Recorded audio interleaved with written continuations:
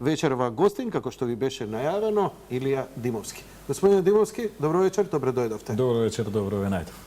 Искрено да ви кажам, немаме зошто протоколарно, сте биле повеќе пати, координатор, пратеник, еден од значајните неисторините членови на ВМРО ДПМН, владеачката партија, но човек сте кој прилично добро ја познава и секогаш во разговорите со вас, онаа идеологија што е основата на ВМРО. Поточно за македонската револуционерна борба низ една политичка призма. Во последниве неколку дена се возбудија прилично духовите откако се разбра и се поставија новите споменици. Иако беа поставени споменици и на некои луѓе кои немаат апсолутно никаква врска со ВМРО и така натаму, но имаат со ослободителната борба, така, се фатија за еден споменик за ќосето. Имено не е проблем само ја додека го читам тоа, бидејќи ја не ја познавам толку добро историјата, мене Википедија ќе ме воочи и така натаму колку некои насоки, но од друга страна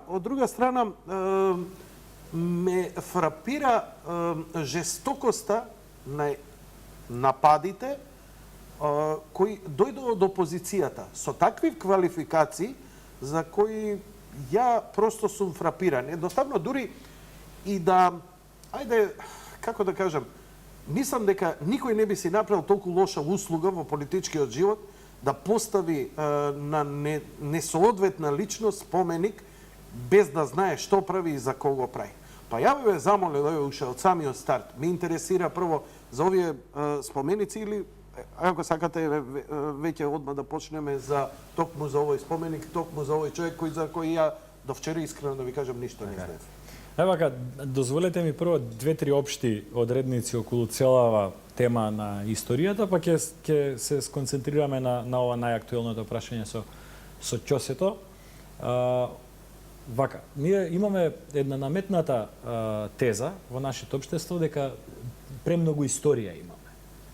И сега сите треба да глумиме и да бегаме од историјата. Као, ај не оптеретувајте со историја, премногу споменици, сега сите или... Но тоа е една невистинита приказна. Зошто? Јас пишував еден текст во кој што реторички поставив неколку прашања. Прашањата се следни. Колку од нашите граѓани знаат кога е укината Охридската архиепископија, кој ја укинал и зошто? Колку од нашите граѓани знаат кои се тројцата членови на главниот востанички штаб на Илинденското востание? Колку од нашите граѓани знаат која е улогата и значењето на Ѓорѓија Пулевски? Имаме како споменик. И ред други вакви прашања, кои што се суштински, кои што ни даваат одредници како сме се развивале како луѓе, како народ, како мисла, како идеја, како верба во едно нешто заедничко, ние не знаеме. Да, за Дейвид Крокет знаеме, за ова не знаеме. Значи, на прашањето кои се тројцата луѓе што го водели Илинденското востание, често добивам одговори Никола Карев, Питу Гули, по некој ќе каже Гоце Делчев, иако тој веќе нели бил убиен. Тројца луѓе што го воделе востанието биле Сарафов, Груев и Лозанчев. И тие го воделе востанието. Тие биле главен востанички штаб и имале командна улога на сите реони каде што се дигнало востанието. Го кажувам ова за граѓаните да не разберат колку малку знаеме за нашата историја. Сега сме во една фаза во која што се ослободува општеството од стегите наметнати од претходниот систем. Во кој што требало да се знае историја онолку колку што било легитимно за една општа заедничка приказна на градење на новата политичка нација Југославија. Покрај тоа што го немаме, сега имаме и слобода да истражуваме, да читаме, да прашуваме, да разговараме, без никој да смее да ни замери за тоа. И нормално е да излегуваат на површина и да предизвикуваат огромно внимание токму оние делови од историјата кои што биле зацкривани, тргнувани настрана или негирани. А тие се обично периодот помеѓу двете светски војни. Најчесто е тоа. Најчесто е тоа, иако во случајот со ќосето не е во главном така, но неговата активност се протегнува и во тој период. Но главната негова активност во револуционерното дело е токму во предилинденскиот и постилинденскиот период. И затоа мислам дека таа расправа во општеството не е на место. Напротив, ние мораме да си ја знаеме историјата. Ние, не знаејќи го значењето на старата Охридска архиепископија и не знаејќи колку многу сме изгубиле како можност за развој на една идеја, на една природба автохтона во самата Охридска архиепископија, ние всушност не знаеме зошто сме до тука каде што сме. Сакате ли да го објасните? Имаме време. Не влегувам многу, но една теза ќе нафрлам. Букурешкиот договор е само последица на укинувањето на Охридската архиепископија. Како го врзувате тоа? Со укинување на Охридската архиепископија, Турската империја, Отоманската империја, која што во тој период има одлични релации со Фенер, со Цариградската патриаршија, дозволува влез на тугите пропаганди на територија на Македонија. Во Дали сте прво истражи- време е тоа Да? грчката пропаганда во Добро. 80% од територијата на Македонија. Всушност и тоа било целта на укинување на Охридската архиепископија. Во мал дел како се ослободувала и како се осамостојувала српската држава, нели, на почетокот на 1805-1814 со нивните востанија, подоцна и со формирањето на бугарската екзархија во 1870 се случува тоа што се случува, односно влијанијата, пропагандите на грчката црква, на бугарската и на српската само ја даваат сликата на Букурешкиот договор многу пред Букурешкиот договор. Охридската архиепископија важеше до тогаш за најстара. Како Така е. црква Така е. во Пета по великодостојност во целиот православен свет. Дали е точно, бидејќи читам некои спекулации кои не можам да ги проверам и кои не можам да ги изучам како туку само новинарски и површно, нормално, дека Русија и тоа како кумува токму на лобирање, едно зацкриено, зад завеси, затоа што не зе ја одговара, затоа што веднаш после тоа она станува доминантна во православниот свет. И дека тука имаме една валкана игра од, оние што ги мислиме и што толку многу ги милуваме. Вака. Зависи каква литература читате, има различни тези и различни согледувања. Човек кој што сака да дознае повеќе и да ги свати логиките, не треба да исклучи ниту една сериозна теза која што се потпира на некои историски факти и не треба да се врзе за една теза. Заради тоа што како и што во денешницата ни се случуваат политички процеси, било внатрешни, било надворешни, така се случували и тогаш. Стотици фактори влијаат на еден процес. Така било и тогаш. Но логиката дека Русија имала интерес да биде единствена словенска православна сила, има простор. Иако, јас, читајќи една американска книга издадена на почетокот на минатиот век за историјата на Балканот, најдов податоци дека всушност односите на на Цариградската патриаршија, ние нели си ја викаме грчката патриаршија, подразбираме истото, иако не е исто. Односите на Цариградската патриаршија со портата во Истанбул биле совршени.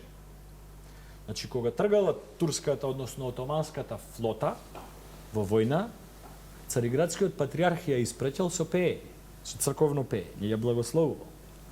Или пред 200 години, кога постоеле двете државички романски, Влахија и Молдавија, назначувањето на тие биле вазални држави на Отоманската империја. Назначувањето на кнезовите на тие две држави одело по предлог на Цариградскиот патриарх.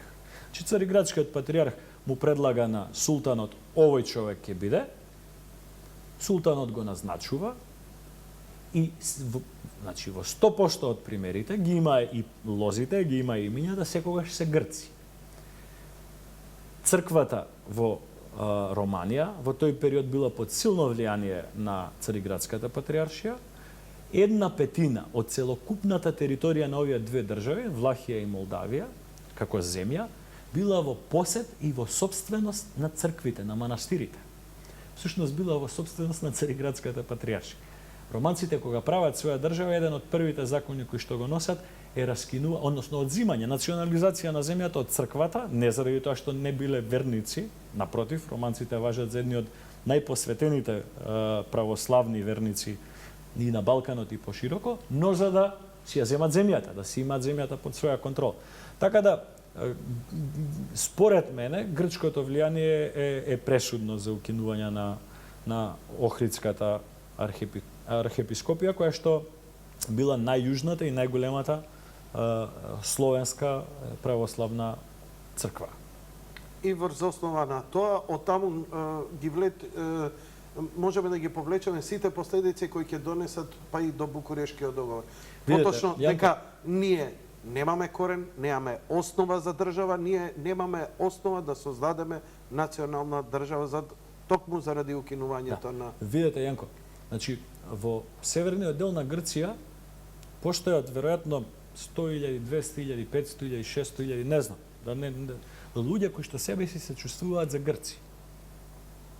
И јас го почитувам тоа. И во исто време се чувствуваат за македонци. Но ако ги слушнете нивните имиња, секогаш се Спиро, Катерина или слично. Сите тие во меморијата кај своите баби, прабаби, прадедовци имаат по некое име, имаат по некој збор. Или, ако им го видите фолклорот, истите песни се, само се без текст, истите орасе, истата носија.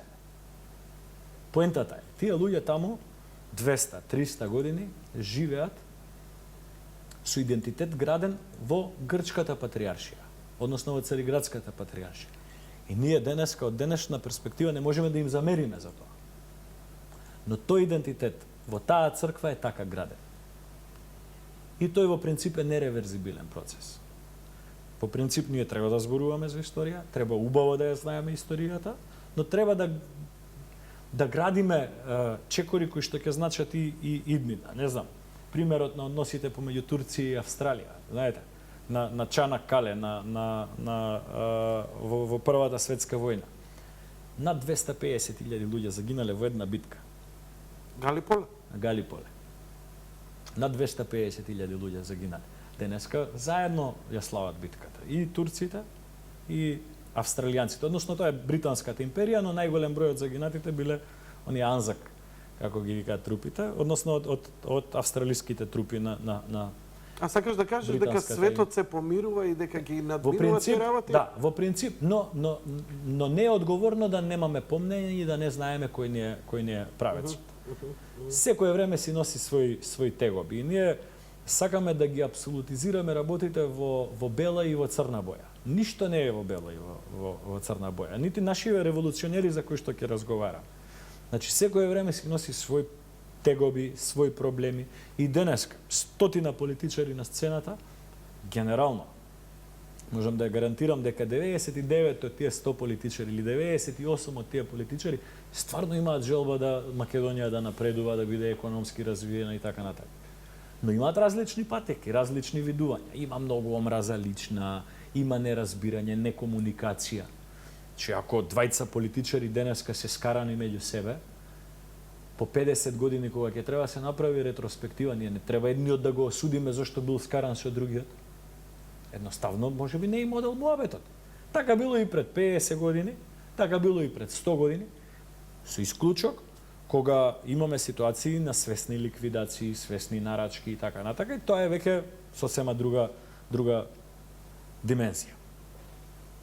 И сега да дојдеме да дојдеме и до оваа историска личност за која повеќето нема многу сознание и може би ќе поминеше, окей, во ред Ќосето, некој си револуционер, да не беше реакцијата на опозицијата која почна просто хистерично да се однесува дека... Мене ми заличи како Ќосето да е некој актуелен функционер на ВМРО ДПМН, па сега мора да му се... Во најмала рака некој си тежок криминалец кој моментално не може полицијата да го најде, ако има убиено, не знам, масовни гробници овдека, не знам, може би студентите ги ликвидирал кај Струмица, кај Велешко и ликвидацијата може би он ја направил, карикирам. Така е, се разбирам. Знам која ви е поентата. Да, нели? Пошто тие масовни убици не се револуционери кои не изградиле државата за нив, А сега за овие. Искрено, ја немав никаков став, но гледајќи ја нивната хистерија, ја обично имам антагонизам кога некој ќе почне така да збори. Френетично, Нешто чувствувам инстинктивно дека не е во ред. Но, Илија, пред да почнеме, ја би те замолил да направиме една кратка пауза, па да го продолжиме разговорот. А токму и го спомнавме филмот Гали Поле, кога веќе ја спомнувавме битката, познат филм уште од времето со Мел Гибсон. Страшно било тоа, мислевме дека на линија мажино помеѓу французите и германците тие револските битки биле страшни. Овдека во неколку дена 250.000 мртви. Тоа неверојатно е. Еден шмајзер турски. Целото тоа на многу мала територија се случува. На многу мала територија. Обично каде што кога патуваме нели со автомобил или со автобус за Турција Турција поминуваме. Не сум бил на лице место, морам да признам. Не сум бил ни јас, но тука е некаде. Документарци доста сум гледал на таа тема. Ја би те замолил сега, новите споменици и да се фатиме за за ќосето. Неговото полно име Андон Лазов Јанев на прекар ќосето. Од дете го носи прекарот, не знам зашто е така. Потекнува од едно село многу близу до Велес. Голозинци се вика селото, тоа е за оние што не знаат, тоа е на некои 2-3 километри од Чашка. Од сега е општинско седиште Чашка. Значи 15 километри од Велес. Кога бил млад ќосето умира татко му, се преселуваат во Велес кај родни. Не живее одреден период во Велес, не долго. Или сиромашна фамилија. Има еден инцидент со некој велешки чауш, син на некој големец во Велес, Али Чауш се викал. Инцидентот завршува со тоа што ќосето го убива турчинот и бега од Велес. И тоа е, како да ви кажам, веројатно во секоја трета фамилија македонска може да се најде таков пример. Убил некој турчин, пред 10 генерации се иселиле од едно село во друго или од еден град во друг град. Тоа е класика. Инцидент, веројатно немал ни политичка, ни идеолошка причина, се спречкале, избегал за Солун и од тука веќе почнуваат сите овие негови контакти и движење. Очигледно е дека станува збор за решителна личност, која што не калкулирала многу нити со идејата, нити со себе. Заради тоа што она што може да се прочита за него, не на Википедија како што е... Јас спомнав. Да. Не само вие, да ви кажам искрено, не можам да прифатам цела дебата во државата да се води на тоа што пишува на Википедија. Не може. Така е, се согласувам. Првиот контакт негов со организацијата е со Дамјан Груев. Преку човек, преку Тано Манџуков, некој, XY, близок човек на Дамјан Груев. Дамјан Груев тогаш бил во Солун. Проценуваат дека човекот е решителен и го задолжуваат да биде постојано со Татарчев, со Христо Татарчев, доктор Христо Татарчев, прв председател на организацијата, прв председател на ВМРО. Го водат како пајтонџија, но тој му е повеќе човек од доверба на Христо Татарчев. И тука има неколку инциденти. Она што се коментираше во Солун, зборам, после тоа има и други инциденти кои се коментираат. Прв инцидент му е со братот негов, Никола. Кога бега во Солун ќосето, неговиот брат заедно со турци од Велес одат во Солун за да го најдат. А братот оди за да покаже кој е, зашто не го знаат. Брат му го предава. Практично брат му сакал да го предаде. Го заробуваат и ќосето не е тој кој што го убива брат му, но нема ништо против. Значи се трга од целата ситуација, овој си ја добива казната за предавство, кој што и многу други ја добија. А кој го извршува? Од оперативците во тој период. Прво да расчистиме една работа. Нема револуција и нема војна во светот.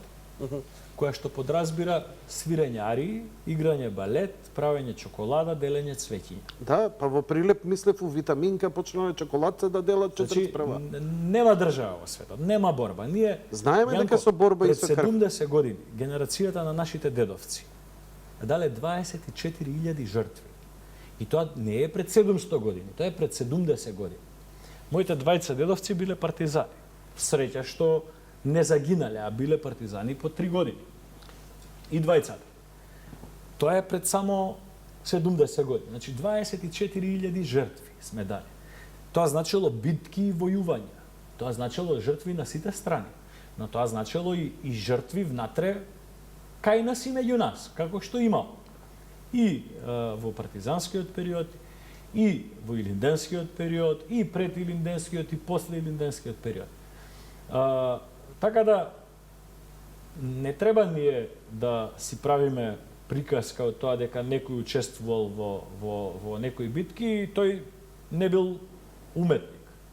Овие што критикуваат зошто е поставен споменик на револуционер, ниту еднаш не пофалија кога се постави споменик на Ѓорѓе Пулевски.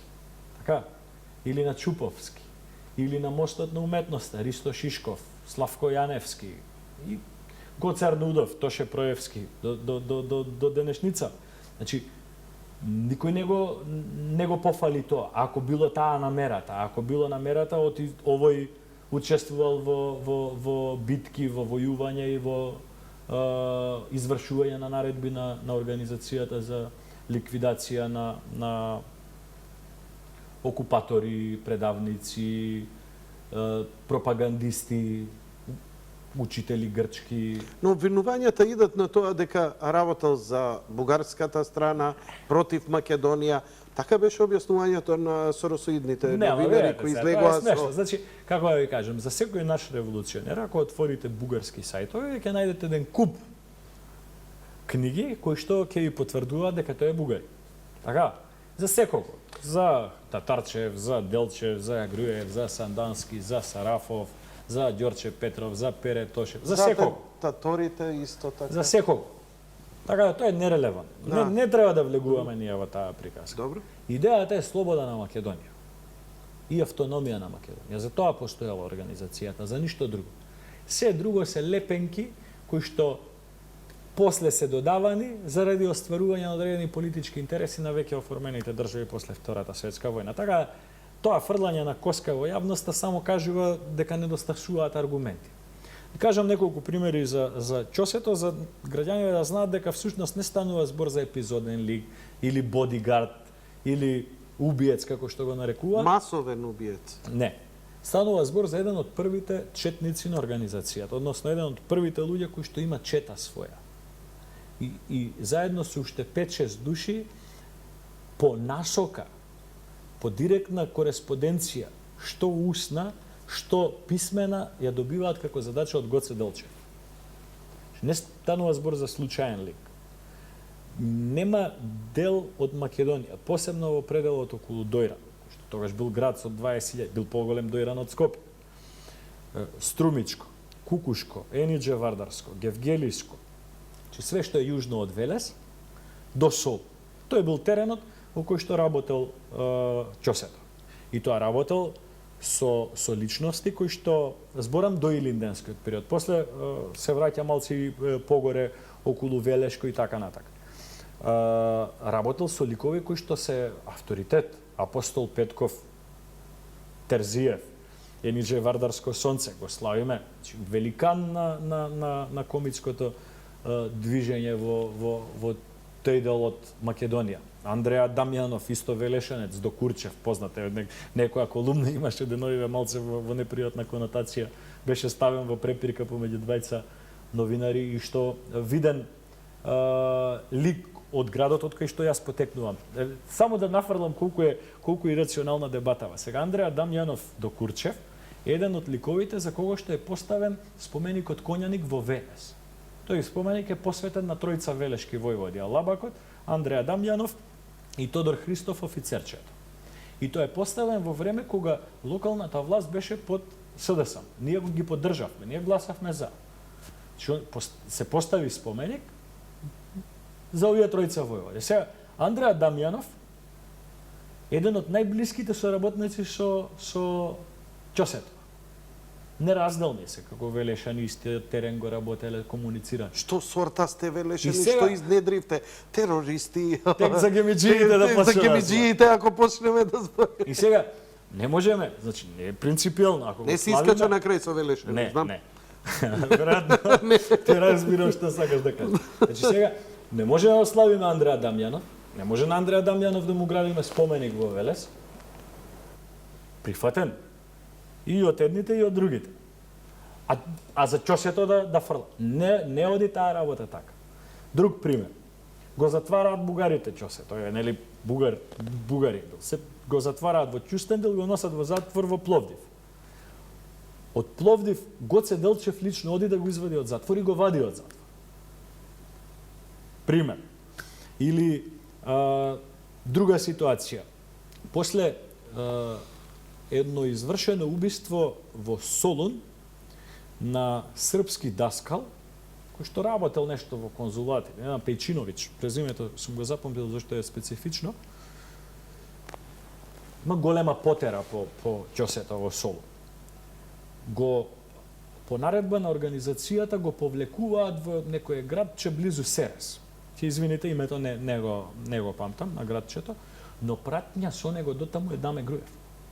Значи, Даме Груев го носи Ќосето до Серес. Што кажува дека не станува збор воопшто за епизоден лик. Првата комуникација на Ќосето со Гоце Делчев, а станува збор за интензивна комуникација подоцна, помеѓу нив двајцата, е по иницијатива на Гоце Делчев. Тој му праќа писмо. Во спомените на Ќосето е убаво објаснета и првата средба помеѓу нив двајца. Дури и првата средба со Борис Сарафов на Ќосето, која што била непријатна. Малце се спречка. Контактите негови со сите револуционери од тој период, со Јане Сандански, кој што во периодот кога Ќосето е веќе четник на организацијата, под оружје и илегален, тоа се подразбира, Јане Сандански се уште е во цивил и не е четник. Има во некои списи објаснување за една препирка помеѓу Ќосето и Сандански како треба да се практикува револуционерното движење. И Сандански му замерува на Ќосето дека е премногу решителен, како да се изразам, премногу брз. Со предавниците и со пропагаторите не бил толерантен. Но кога Сандански станува четник, кога оди во илегала, неколку села околу Мелничко се обидува да ги вклучи сите наеднаш во организацијата и организира она заклетвата за цело село. Но се случува, нонстоп е под бркање од турската власт, од отоманската власт тогаш. Значи предавници. Цело време. Но сега во едно село, тогаш селата биле големи, 2000, 3000, 5000 луѓе. Во едно село од 2000 луѓе, нормално е. Ќе се најдене. Ќе се најдене. Сандански сите тие кои што ги лоцира, неговите чети ги ликвидираат како пример. Ако велиме дека Ќосето не чини заради тоа, треба и за Сандански да го кажем. Исто тоа не е убаво да го кажем. Заради тоа што нема битка која што се добива со цвеќе садење, посебно во тие услови пред 120 години кога практично цела Европа била раскрварена на десетици фронтови кои што се менувале секоја пета година. Еден повозрасен човек, колега мој, овие денови баш вака во муавет вели, абе Чешки да имало 1000 како Ќосето, уште тогаш држава ќе сме направили. Чи станува збор за еден исклучителен лик кој што се жртвувал и себе си и бил исклучително посветен на организацијата. Се обидувале да го приклонат дали е близок со едни. Но со не други, со погинува. трети. Не, умира во длабока старост. Каде? Во Горна Џумаја или во Благоевград по ново. Зошто не останува во Македонија? Зошто останува? Не може во никој да Бугарија? ви го каже тоа, но ако сакаме да вратиме на овие малце левичарски или соросуидни повеќе, не левичарски, ќе направам грешка ако кажам левичарски, но овие соросуидни тврдења ќе кажеме заради тоа што веројатно ќе завршил како братот на Никола Карев. или ќе завршил како Павел Шатев, или ќе завршил како Панко Брашнаров. Стари револуционери. Или ќе завршил како братот на Питу Гули. Стари револуционери кои што не завршиле славно. Братот на Никола Карев загинува во Идризово последната ноќ пред да треба, од кога ја одслужил казната практично. Утре треба да го пуштат. Зборам за периодот после 45-та. Така. Утре треба да го пуштат, од ноќта умира во затворот во Идризово. Веројатно затоа. Но никој не може да суди за тоа време. Секое време си било на свој начин лудо време и треба да ги овие работи треба да ги знаеме, но не треба да внесуваме воопшто нервоза или антипатија спрема левицата или спрема десницата, заради тоа што без левица ќе сме немале држава и без десница ќе сме немале држава. Станува збор за истата идеја. Идејата е Македонија. Нема филозофија. Со истата идеја е формирано ВМРО, со истата идеја е кренато и Линденското восстание, со истата идеја 41 е кренато восстанието, со истата идеја е АСНОМ, со истата идеја е 8 септември. Нема голема филозофија. Секој на свој начин. Јанко мислел дека треба вака, така терал. Иле мислел дека треба поинаку терал. Но кај 99% од револуционерите е истата идеја. Затоа има споменик и на Михајло Апостолски. Тој сега исто го поставивте? Исто, што е... Каде го поставивте на Михајло Тој е мислам Апостолски? кај Континентал. А на на ќосето? кружниот тек. На ќосето е на раскрсницата кај Мавровка.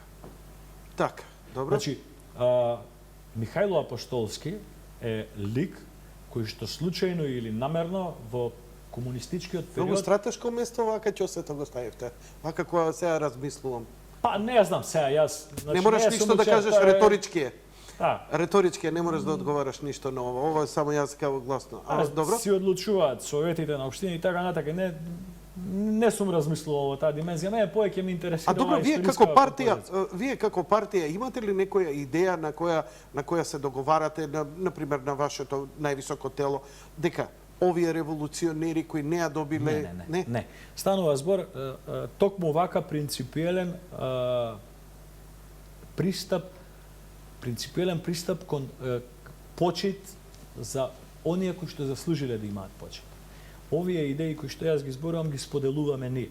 Но практична реализација за која што ме прашуваш е апсолутно надвор од темите кои што се дискутираат на партиски органи или тела, заради тоа што за тоа си има адекватни државни и локални институции кои што имаат надлежност. Ние некогаш разговараме на овие теми меѓу себе. Во смисла, сте си прочитал оваа книга, како што впрочем и ти што твоите пријатели правиш муавет за она што ти е од интерес. Знаеш што ме... Јас оваа вечер Да да искажеш бев се, со моите другари, веројатно ова ќе ми беше една од темите, како што ќе ми беше тема и Бајерн Мюнхен, кој што игра во овој момент или веќе заврши.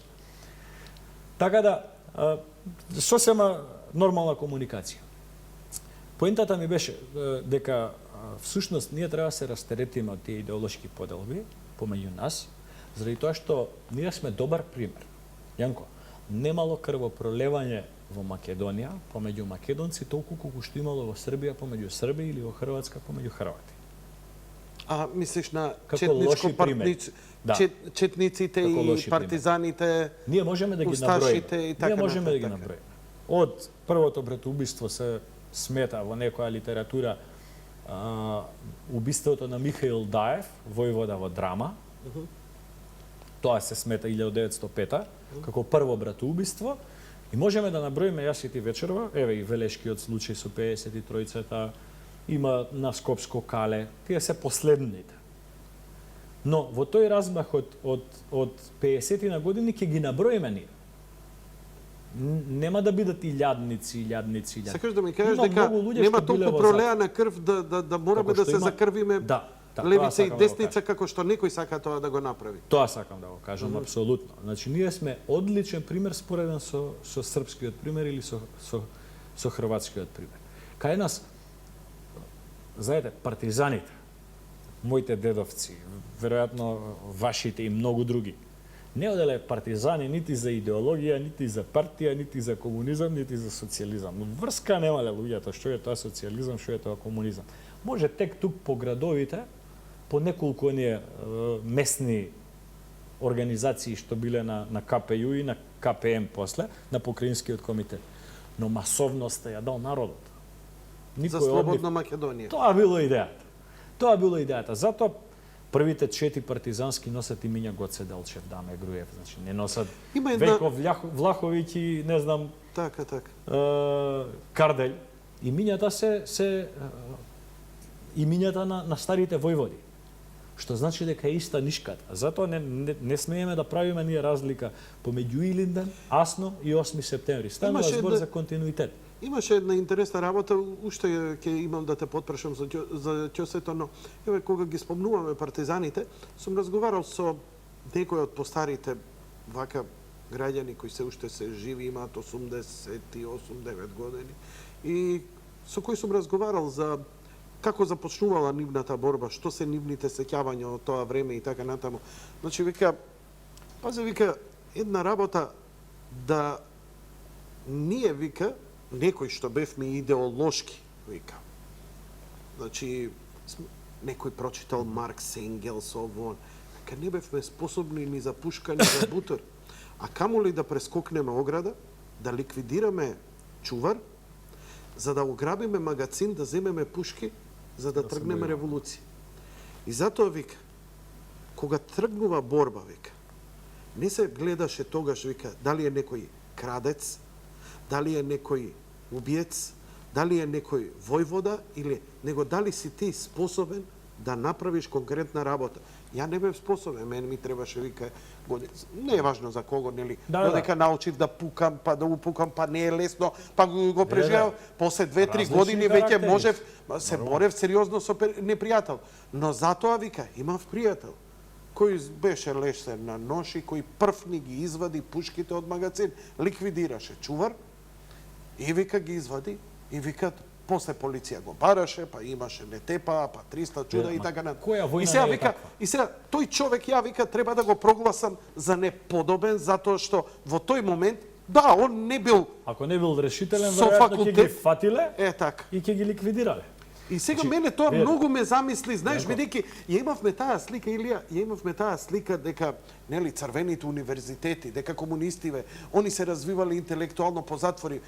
И ја не знам, другарице посадите цвече, со љубичици сме ја добиле војна во Небаре. Не, нема војна. Значи, видете, требале рамбовци, луѓе кои ќе може да Јако, земе нож во рака и американците да го пука. слават Џорџ Ја- Вашингтон, така. Така. Џорџ Вашингтон покрај тоа што бил Дейвид паметен Крокет. човек, војувал. И тоа граѓанска војна војувал. Правил граѓанска војна. Не знам, турците го слават Мустафа Кемал Ататурк. Човекот станал политичар благодарение на тоа што бил војник. Имено заради примерот со Гали Поле што го зборев. Значи успехот негов на Гали Поле се одразува на неговата политичка кариера. Тука има 250.000 жртви минимум. Или Караѓорѓе во Србија станува крал на Србија, ама убивал турци, како да ти кажам, затоа станал крал. Ама- И денешната Лоза Караѓорđević Му реши ВМРО во на еден од наследниците. на Не, еден од наследниците. исто како што и наши гинеле, како да ти кажам. Тие времења поминале, но Караѓорđe станал крал српски со максимална почит од сите срби до ден денеска и во наредните 500 години. И ја го разбирам тоа и ги разбирам и го почитувам тоа. Но човекот се жртвувал. Така, не седел дома, не читал литература, не пишувал музика. Не велам дека и таквите ликови не треба да се Ако почитуваат. но- гледаш и филмот за легендата за крал Артур, крв до колене. Или Маршал Жуков, како беше да не му го сгрешам презимето, овој што го добива Источниот фронт. Споменик на Црвен плоштад има, ама на Источен фронт 20 милиони руси гинат. Така. И сега што? Ако не биле решителни, веројатно немало да ја добијат војната. Ама изгубиле 20 милиони луѓе, ама држава направи. Фала му на Господа, веќе живееме во свет кој што малце повеќе е цивилизиран. Сега војните се случуваат на многу поразличен начин. Тек тук, нели, во деловите од светот каде што не е дојдено тоа ниво на развој. Но фала му на Господа, ова за ние што зборуваме завршило пред 50, 60, 70 години со крајот на Втората светска војна, бар на територија на Европа.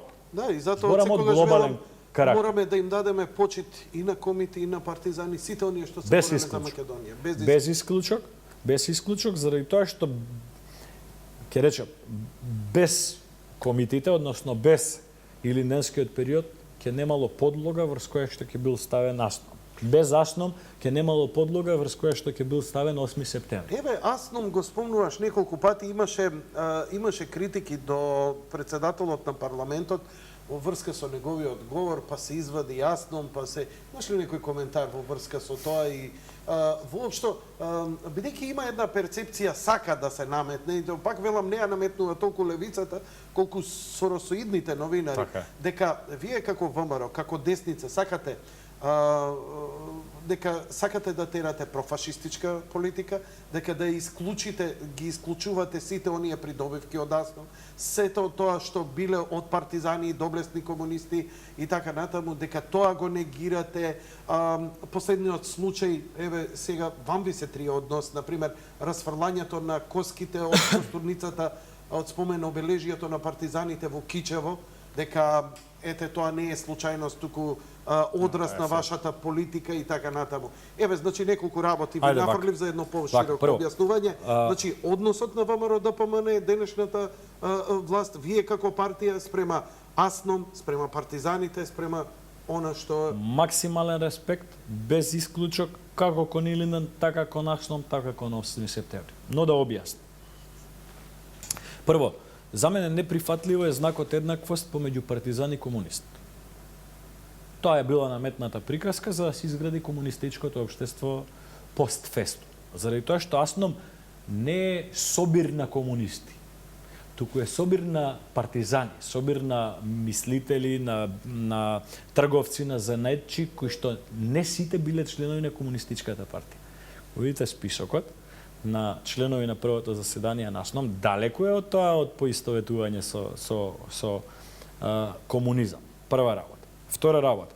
Ако ги погледнете идеолошките одредници на Асном, вие на Асном немате само руско знаме, имате и америчко и британско, така? Добро.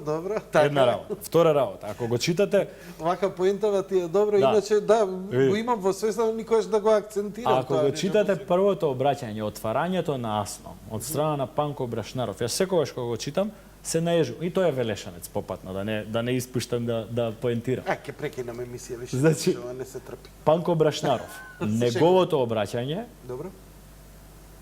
е истото за кое што збориме ние. Идејата за Македонија. Ништо повеќе, ништо помалку. Обединети сите, заедно, без разлика на идеологија, без разлика на се. По име и по презиме, по региони, по така натака. Декларацијата за основните човекови права, мислам дека се вика, сега нормативно парафразирам, може би ќе сгрешам, може би ќе напише некој на Facebook дека токму тоа не сум го знаел, но тие што знаат за што се работи. Тоа е еден од неколкуте документи кои што го носи Асном. Знаете што има во таа декларација? Вика, се гарантира приватната собственост. Нешто што после тоа не се гарантира. Се гарантира правото на плурални избори. Нешто што после тоа не се почитува. Се гарантира правото на слобода на вероисповеста. Ова е првото заседание на Астон? Да, 44-та, 2 август во Прохор Пчински. Се гарантира правото на вероисповеста, што после не се почитува.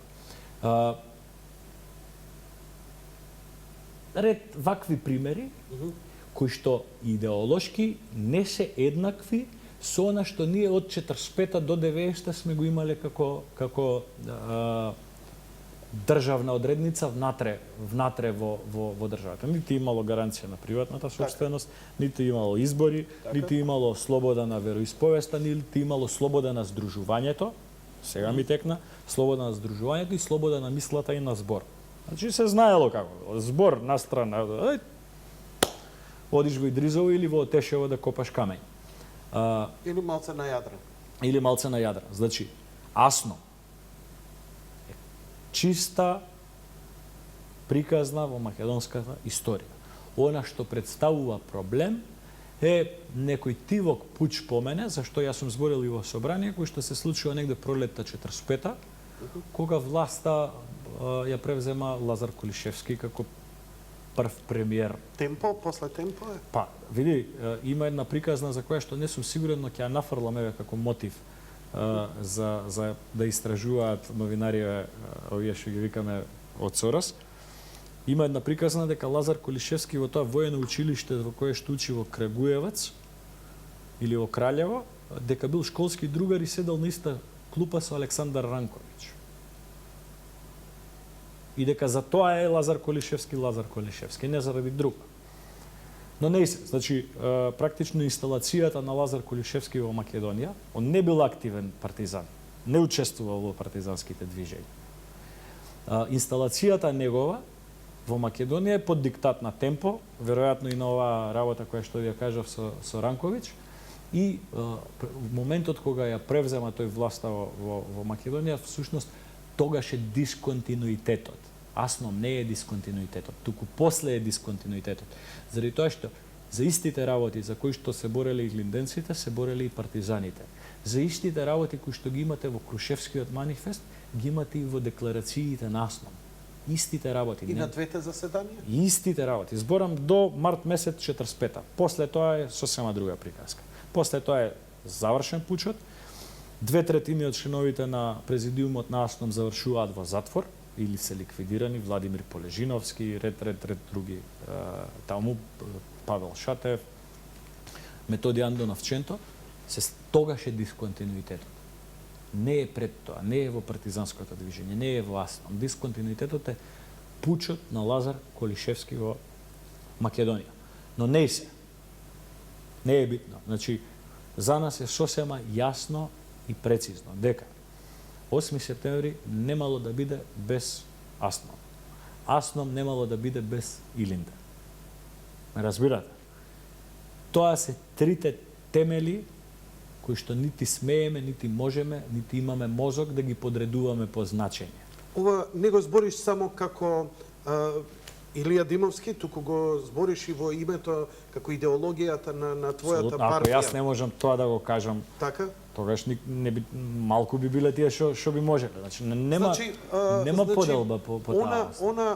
Она што сака да се наметне дека ВМРО-ДПМН води пробугарска политика на негирање на Македонија, дека е антипартизанска, дека е сака да ја негира антифашистичката борба, ти овдека со ова твое образложение тврдиш со својот авторитет и како представник на твојата партија дека апсолутно не е точно ни сите овие образложенија што ги кажеш. Апсолутно е неточно и тоа е една динамика која што се користи од 91-92 година од страна на понекои представници од левицата кои што немајки како да се спротистават на ВМРО во овој период, се обидуваат да лепат лепенки.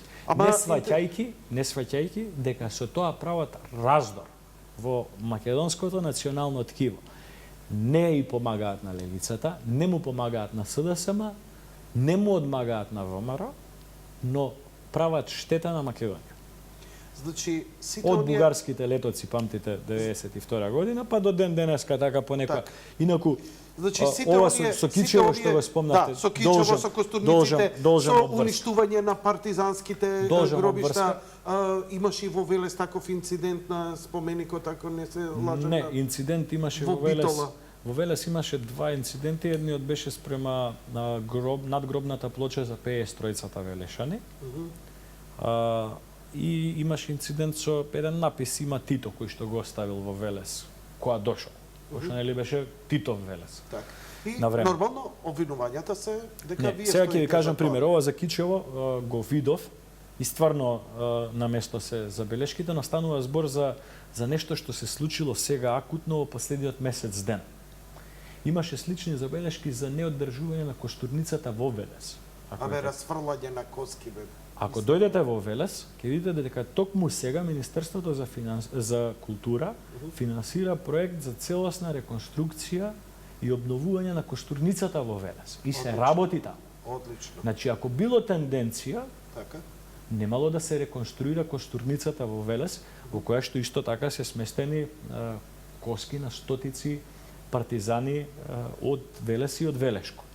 Значи, не станува збор за тенденција. Јас сум сигурен дека државните институции многу брзо ќе реагираат и за конкретниот случај. Знаете, ако некој новинар или некој човек кој што е присутен во јавност... Не, Илија, не ме разбираш. Го најде случај. Илија, видите, не ме само дозволете. за случајот. Не се работи за случај. Нема. Дека се работи за континуирана тенденција на политика на ВМРО ДПМН која ги поттикнува таквите процеси во Македонија. Ако е така, зошто е изграден споменик на Михајло Апостолски? Зошто е изграден споменик на Кузман Јосифовски Питу? Зошто е изграден споменик на президиумот на АСНОМ пред собрание, значи ние кога излегуваме од работа, го гледаме споменикот на президиумот на АСНОМ, во кој што е и Киро Глигоров. Значи има споменик на Киро Глигоров направен од оваа генерација на ВМРО ДПМН. Ако е така, зошто го правиме ова? Зошто го почитуваме Кузман Јосифовски Питу, Методи Андонов Ченто, Михајло Апостолски, Киро Глигоров, Кочо Рацин, членовите на президиумот на АСНОМ? Зошто ги почитуваме? Ако е така, нема логика. Не е така. Не е така. Ви објаснив и ви објаснив кога е настанат проблемот. Значи проблемот не е настанат ни во време на партизанското движење, не е настанат ни во време на заседанието на АСНОМ, проблемот е настанат со дисконтинуитетот. Натеравте многумина луѓе вечерва да се замислат и мислам дека знаете декларациите од АСНОМ здраво за готово ги земаме, ама после неколку овие акцента кои ги дадовте, мислам дека ќе има многу постирање токму да го прочитаат повторно декларациите на АСНОМ. Право на слобода на вероисповест, право на избори, право на приватна собственост, право на слобода на мисла, право на здружување. АСНОМ гарантира највисоко заседание. Држава со сите нишани се подготвува. Со сите атрибути. Токму држава каква што Панко Брашнаров ја објаснува во својот воведен говор. Јас кога го читам тоа и кога го зборувам со емоции. Заради тоа што таква држава требало да се изгради. Факт е дека до доаѓањето на ВМРО ДПМН на власт малку знаевме и за Панко Брашнаров, скоро ништо, малку знаевме и за Ченто, тоа беше све беа забранети теми. Па и за Кузман Јосифовски Питу малку знаеме, така. За декларацијата на АСНОМ. Значи, ја сум си правил тест со моите другари, со кои што играм фудбал заедно, возиме точаци, одиме на планини. Возите точаци? Возиме точаци. Добро, сега пред рекламите ќе кажам нешто. Значи, луѓе со кои што сум пораснал, сум учел заедно на училиште и често знам вака да направам еден тест околу оваа тема со историјава, да потпрашам нешто што мислам дека интелектуалец треба да го знае. 90% од луѓето не знаат ништо за декларациите на АСНОМ. Интересно е американците како си ја знаат декларацијата за независност на памет. На памет, од прв збор до после. Тука се гледа државотворноста, така? Тука градиме држава. Тука гледаме за американците за тоа. Тука гледаме we the people што сме сакале да направиме. Значи во декларацијата на АСНОМ пишува што сакале да направат партизаните, каква држава. А тоа се овие поенти што ви ги кажа. Некој друг треба да објасни зошто тоа не се реализирало во пракса и зошто луѓе кои што ја гласале таа декларација, после 2/3 завршиле на Голи Оток или во Идризово или во Отешево. Но пак ја кажам, од денешна временска дистанца, ние треба да ги испочитуваме сите што и најмалку чаша поместиле за Македонија, и треба да ги испочитуваме без да ги делиме. Дури и овие, Лазар Колишевски, иако имало лоши работи, да ги почитуваме добрите дела. Дури и тие. Сториле нешто за Македонија. Да, индустриализација која што во одреден период била добра, се направиле патишти, се основна инфраструктура. Никој не го спори тоа. И треба да се почитува. Она што јас сакам да го доловам е дека треба да прекинеме да се делиме меѓу себе кој бил за Ќосето, кој не бил за Ќосето. Кој бил за Сарафов, кој бил за Сандански, кој бил за Даме Груев, кој бил за Гоце Делчев. Значи, идејата е да се укаже дека вие како... Ама ја те го повторив неколку пати, господин Димовски, значи идејата, според она што јас го читам, ја не треба да се занимавам со сериозни анализи, затоа што прво и немам време, но од она што го читам, треба вие, како власт и како партија, да бидете обележани дека немате респект за партизаните, немате респект за она што во минатото било добро направено, не знам, дека ги бришете сите работи и сега вадите некои луѓе, насила правите, не знам, некои вадите некои луѓе како Ќосето кои биле масовни убици. Ама И тука нема дебата. Тука нема образложение. Јанко. Тука едноставно само фрлање, и Не одговор. Но види, некој ага малце посериозно да се занимава со истражување, ќе види дека на огромен дел од луѓето кои што се денеска на некој начин во раководните структури на ВМРО, дедовците им биле партизани. На голем дел им били и затварани после тоа. Немој сега една бодна точка ќе кажат сега кој што многу велат дека пола СДСМ е влезено во ВМРО сега. Не, Јанко, еве ќе ти го, значи да не испадне сега. Значи има фамилии во кои што партизаните кои што се бореле за Македонија после 5 години од кога се формирала Добро. Народна република Македонија биле затварани како ВМРО-вци. Еден од најреспектираните според мене СДСМовци Ханџиски, па имаше комити и војводи во неговото Така е. од неговите предци и тоа се Така е, гордееше и со мислам дека своите со предци. него ако ги зборуваат историските теми дека на слична фреквенција ќе Добро, он е многу ќе- интелигентен и ја го многу го почитам. Он е еден тој од човек. луѓето кои што немаат врска со историја во смисла на едукација професионална, но еден од луѓето што најдобро ја познаваат македонската историја. Да, сум го слушал, повлечен е за сега, но може Значи- би е како идеја да се контактирам и со него. Тоа е основната порака. Например, Борис Сарафов и Јане Сандански. Не можеле да се видат меѓу себе. Тоа е вистина, така? Ама, знаеш како, сега се Но- вадат, вие добро го рековте, не можеме да ги двоиме, али овој бил пробугарски, па го убил Нема овој, врска. а овој на овој, па Не, за сосема овој бил други за работи. Бугарија, овој бил за овој, Черноземски бил ваков, овој бил онаков. Значи, за секого под лупа, ама обично, стварно, тоа на вистина го гледам и тоа го прават исклучиво со расоидните новинари. Ја никогаш не сум го Наметнувајќи слушал. малце Да. раскол помеѓу. Јас сум растен у мало логика. каде што моите соседи, значи врсници на татко ми што биле чисти комунисти. Никогаш ваков лош збор не сум слушал како од овие денеска. Јас сум слушал луѓе кои збореле од за мој комши- доблест, од мој луѓе комши- кои имале морални и етички Да, од мои вредности. комши сум слушал, бе, овие не се комунисти. За денешниве овие. Да. Овие не се комунисти, разбираш? Затоа ги викаат комуњари. Друга поента сакав да ви спомнам овој Ќосето, Андон Лазов Јанев Ќосето, кој што представувал стварно посебен лик во организацијата, е еден од луѓето кои што му помагале директно на Делчев за формирање на Четинис Македонија. Ако Делчев го славиме за нешто, го славиме токму за неговата мисионерска улога низ Македонија и оформување на... И овој бил конкретен реализатор. Значи, постојат На дигање на отпорот, значи тие Одело бидејќи цело никогаш во не село. спомнавме дека тие чети се се занимавал? дигале, тие чети се дигале не само против турските, туку и против српските, Најчесто против пропагандите. Најчесто. против пропагандите. Најчесто против пропагандите, заради тоа што, за жал, грчката пропаганда грчките во попови, Македонија, грчката пропаганда во српски Македонија добивала поддршка од отоманската власт тогаш. Колку и да звучи од денешна перспектива чудно и неразбирливо. Зошто?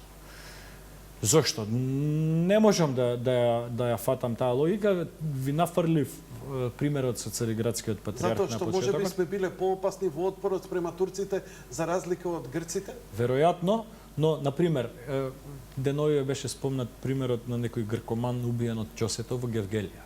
Цоци. Не е ни Добро. битно, Цоце. И сега, Ќосето во неговите спомени вика, не само што беше гркоман и што беше директор на грчкото училиште во Гевгелија, тој беше и туркофил. И секојдневно се дружеше со овие чаушиве во Гевгелија и плюс напаѓал млади девојчиња. И губил. Што требало? И тоа 2 години, Требало некој МВО да се погрижи, не знам. 2 години била стара одлуката на и то он не убивал по негово видување. Сега ми текнало ќе рок на мјан. 2 години била стара одлуката на ВМРО за да се ликвидира овој човек во Гевгелија заради XXX конкретни примери. Никој не се нафаќал да го изврши тоа.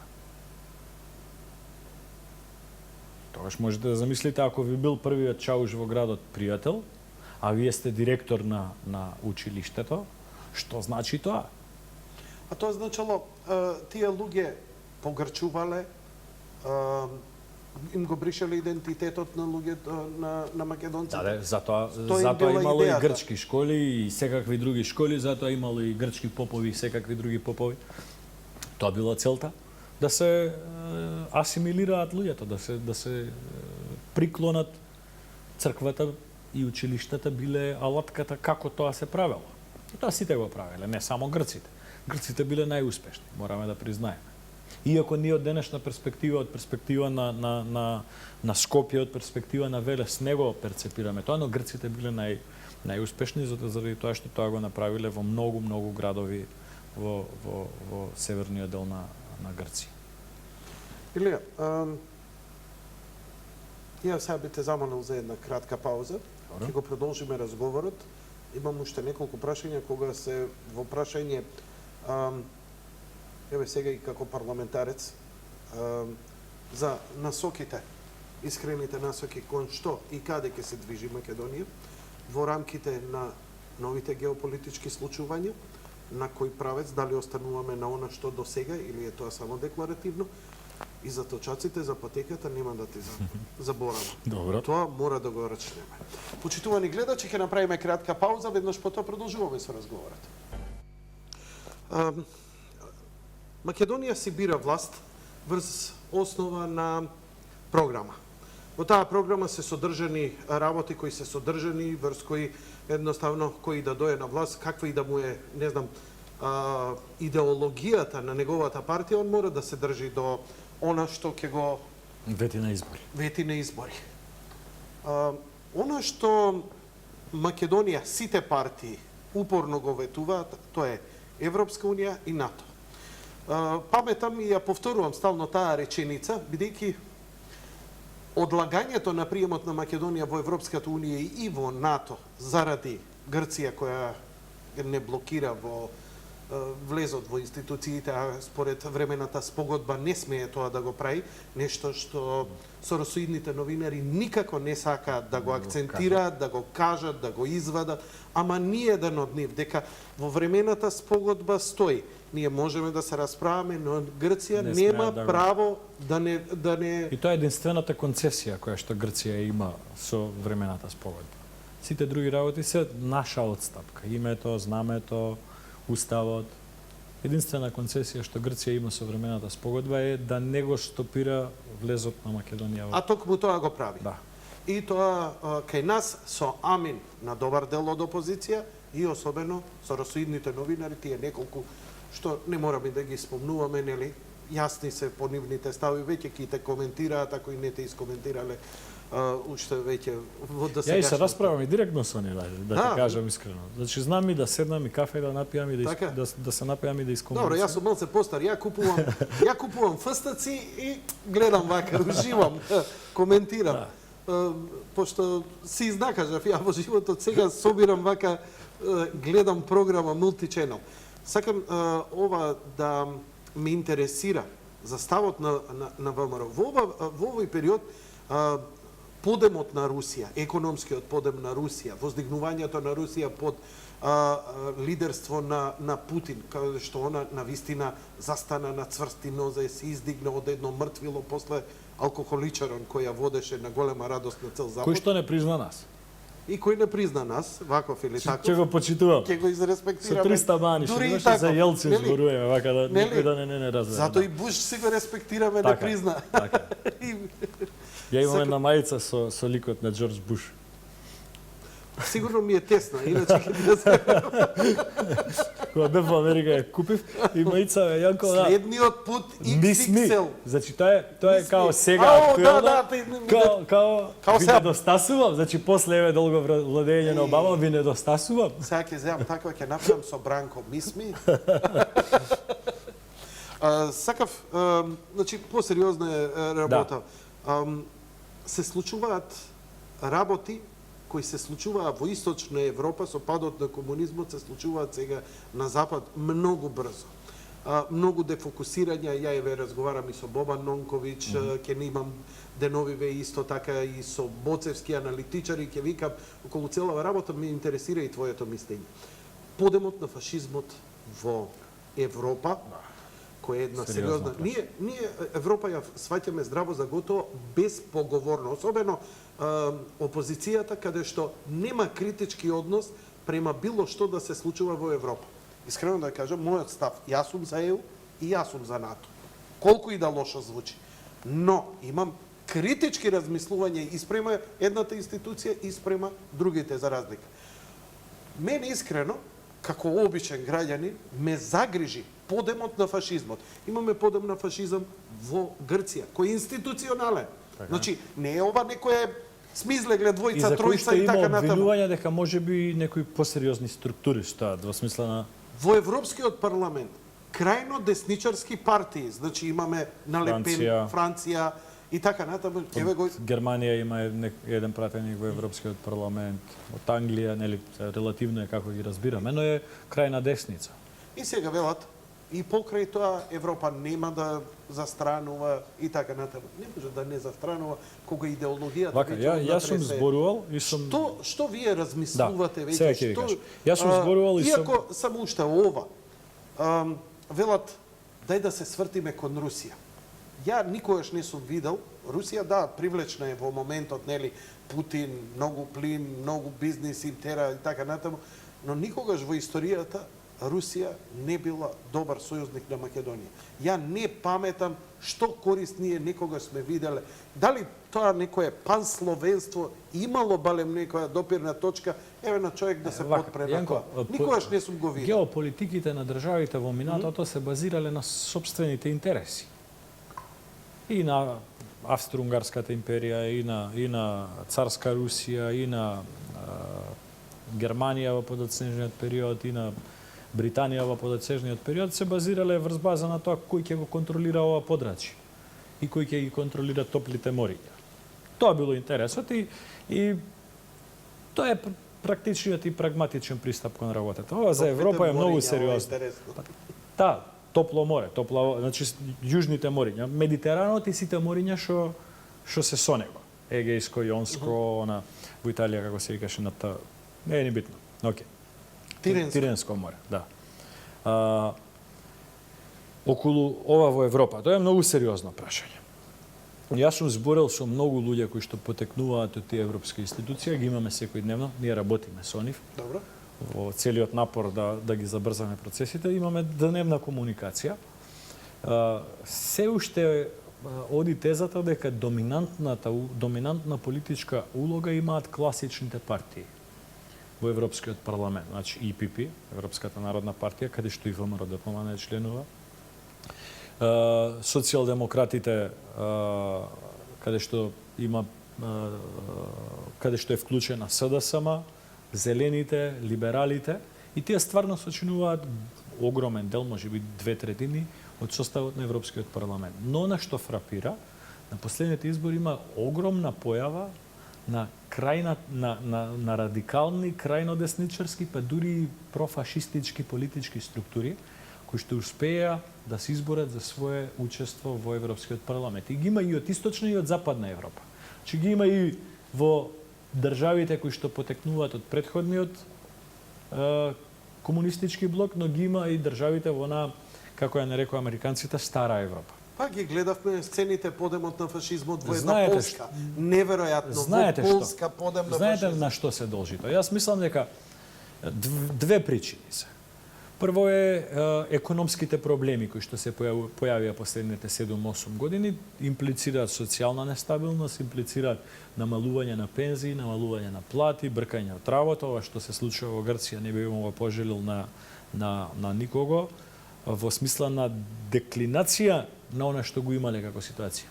Човек кој што земал 2.500 евра, кој што имал примања 2.500 евра во Грција, во согласно со тие цени таму, сега има примања од 700 евра. Значи изгубил огромна содржина од тоа што го имал претходно. И со цените во Грција кои што дадат за рентање на стан, за струја, за вода, за храна, е на ниво на неиздржливост тоа. Но не се. Тоа е првата причина. економските кризи кои што се појавија во Европа. Втората причина, според мене, а што европјаните не ја гледаат, е затвореноста на Европа.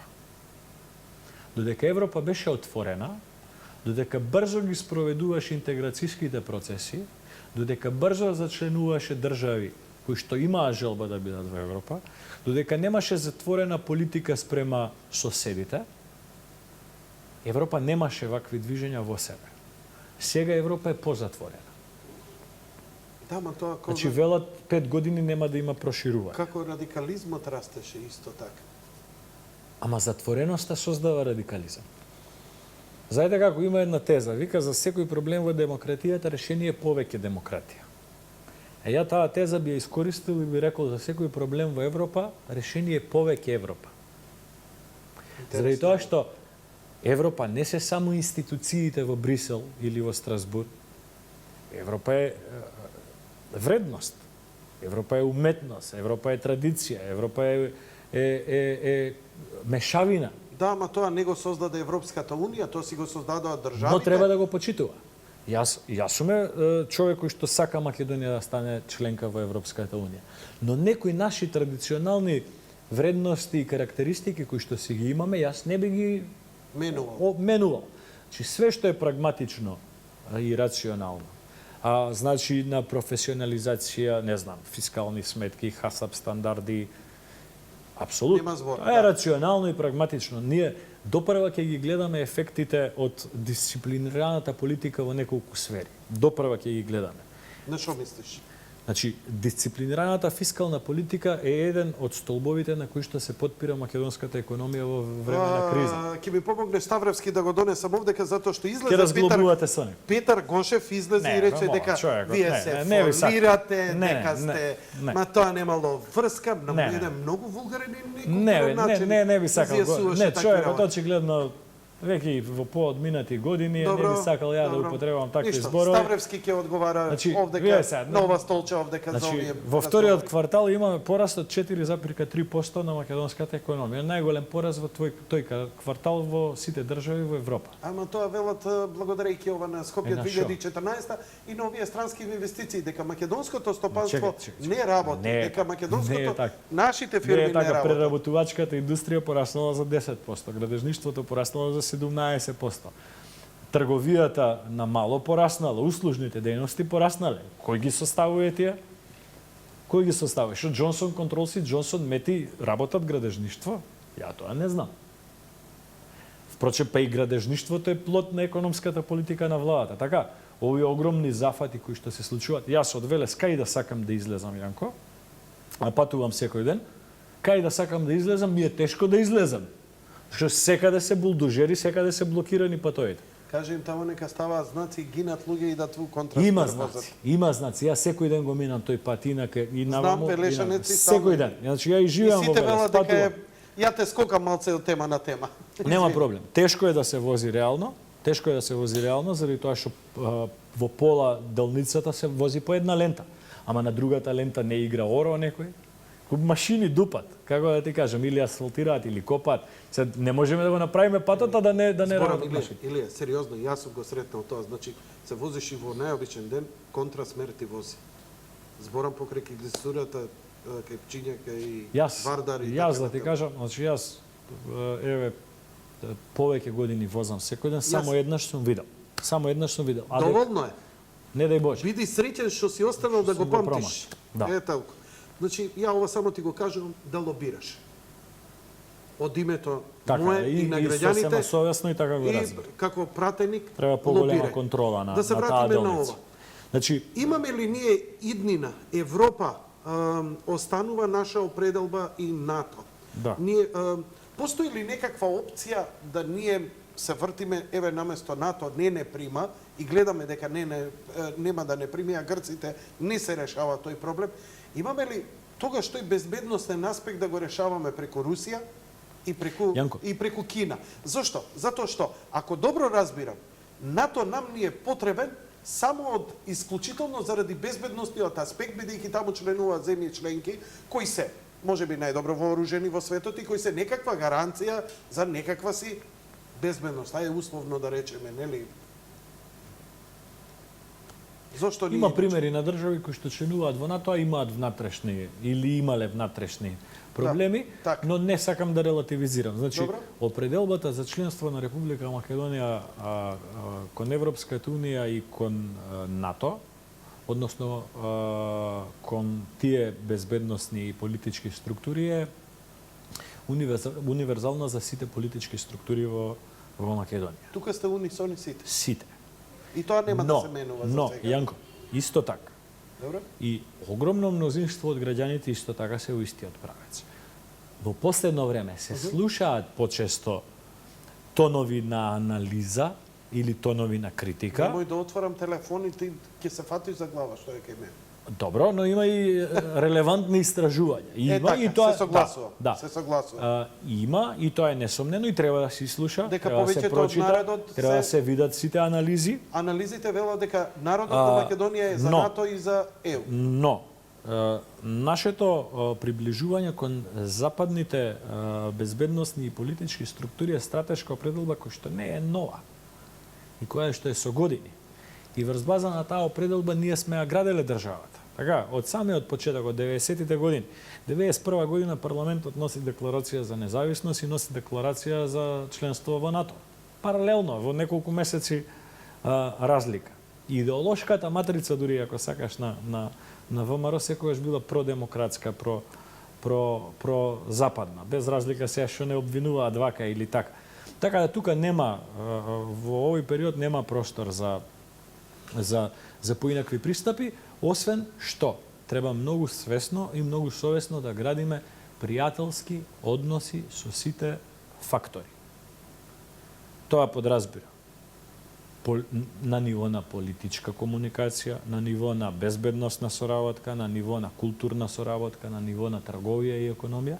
Значи, сите оние фактори во светот кои што се пријатели на Европската унија и се пријатели на Македонија. Со сите оние со кои што тргува Европската унија, тргува и Македонија.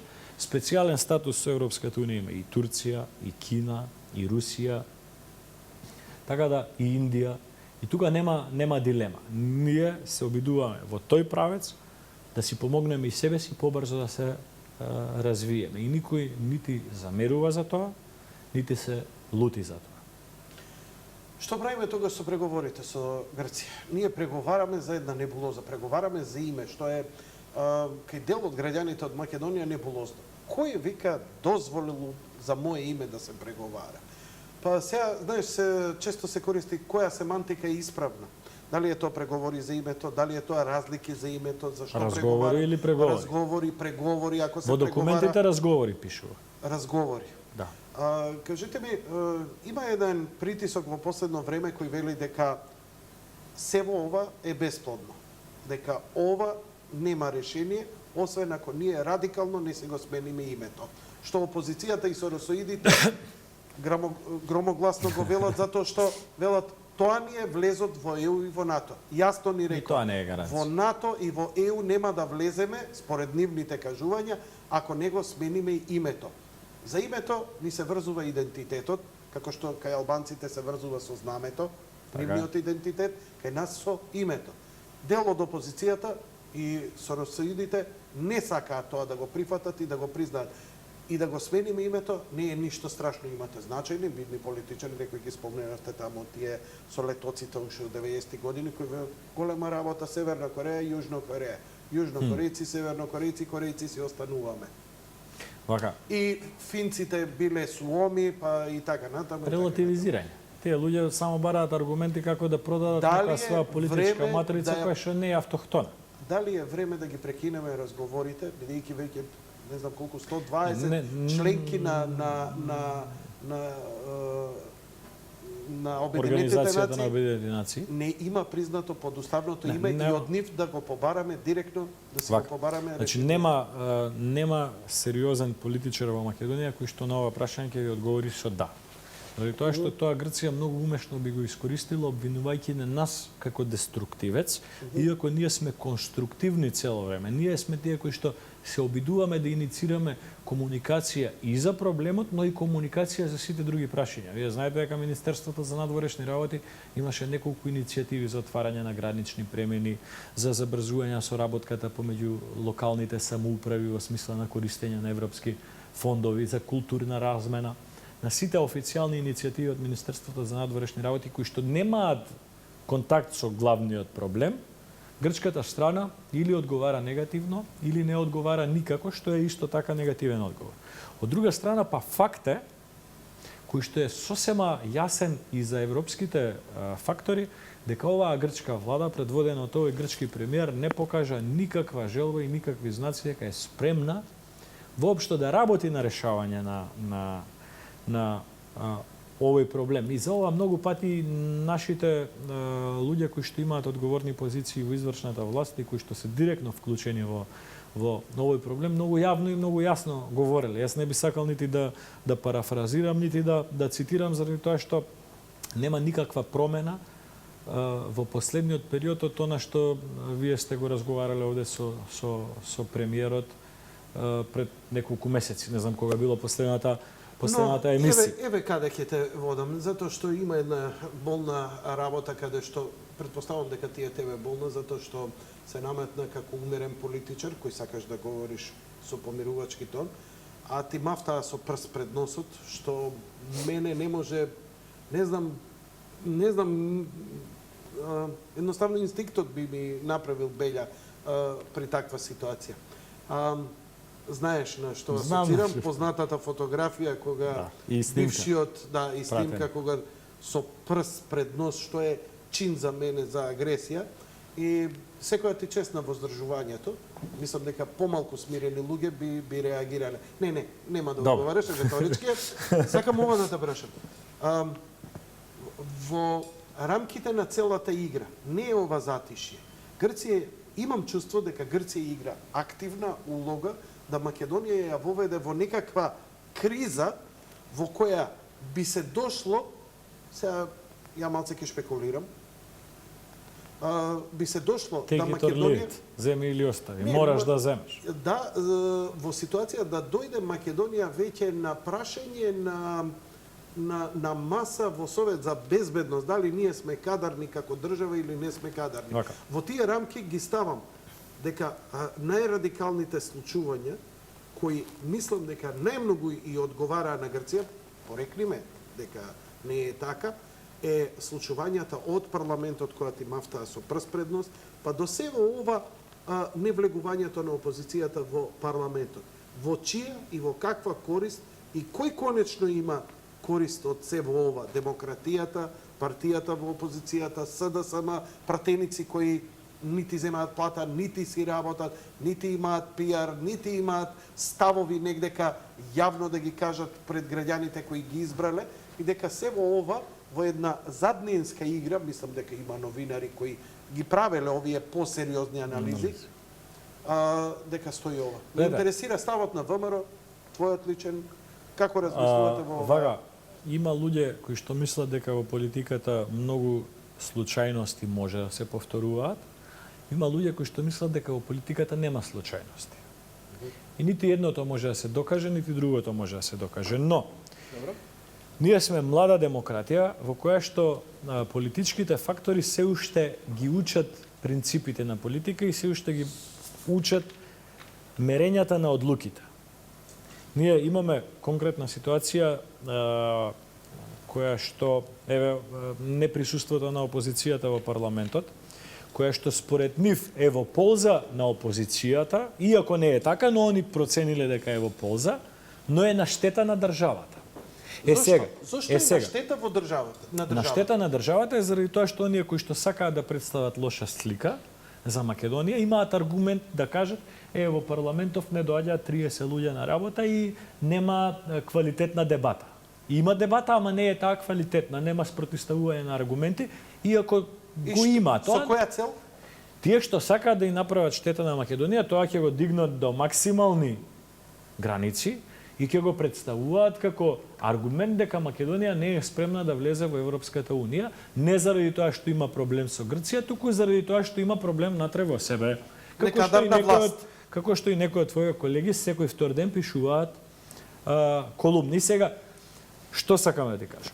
Значи, таа нивна одлука или претходната нивна одлука за 24 декември, може би они процениле дека им е во интерес на партијата или на личната кариера. Добро. На Заев, на Радмила, на претходното раководство на СДСМ. Но, тие треба да се доволно свесни да проценат дека таквата одлука, дури и да е во корист на СДСМ, е на штета на Македонија. Во западните држави, Германија, Холандија, Данска, Велика Британија, зборам за сериозно развиените држави, не се носи одлука во интерес на партијата, а на штета на државата. Тоа е греф. Се носи одлука во интерес на државата, па дури и да е на штета на партијата. И тука ние сме млада демократија. И затоа велам, може би е случајно, може. Не сакам никого да обвинам заради тоа што има луѓе што мислат дека е случајно, има луѓе што мислат дека не е. Кога ќе почнеш вака да се оградуваш, ќе прекинувам. Но, Јанко, најголемите кризирања секоја година уназад се случуваат токму во периоди пред или после самитите на Европската Унија и на НАТО. Ако предизвик за тебе или за било кој што се занимава со оваа проблематика, да ги напише на еден лист во табела, да тумите кога се случувале вакви големи настани на европско ниво или на светско ниво, самити на НАТО, самити на Европска Унија, извештај за Република Македонија за напредок. И ако ги напише да тумите кога со нешто сме кризирале во смисла на парламент, демократија, медиуми, меѓуетнички односи, многу често се поклопуваат. Сакаш да кажеш дека е диригирана работа? Не знам. Имаш ли такво чувство? Не знам дали е диригирана или е злоупотреба. Огради се. Или е злоупотреба. Или злоупотреба. И сега, morate ли толку да ги молите да се вратат во парламент? Еве, најтврдокорните ВМРО-вци што гласале за вас, вика, па што толку ги молите? Не иќат, пријатно. Зошто ги молите? Добро е за државата. Добро е за државата СДСМ да биде во парламентот и добро е за државата да имаме добра опозиција. Ако има капацитет да е добра опозиција во смисла на квалитетна опозиција, креативна опозиција, опозиција која што ќе нуди идеи, која што аргументирано ќе ги оспорува политиките. Знаете, нас ни треба опозиција која што нема да се занимава со тоа како бил облечен некој министер цел ден, и тоа по цел ден се пишува на Facebook или се коментира, туку ни треба опозиција која што цел ден ќе зборува. Цел ден ќе зборува дали министерот има капацитет да ја спроведе политиката и каква политика спроведува. Дали законите кои што ги предлага се добри, дали законите кои што му ги гласа парламентот се имплементирани, дали можело подобро, дали можело различно да понуди свој концепт. Тоа е квалитетна опозиција. Таква опозиција, Јанко, и недостасува на Македонија. Да бидеме искрени и прецизни. Не те подпрашувам, ќе оставам за другите гости за ова. Она локално, како партија и како власт, силно се заложивте проектот Скопје 2014. Го видоизменивте Скопје. На многумина тој им смета, но што на многу повеќе го прифатија како добре дојде. Многумина и се затечени искрено, ќе им треба време да го прифатат, за разлика од младиве кои им е здраво за готово.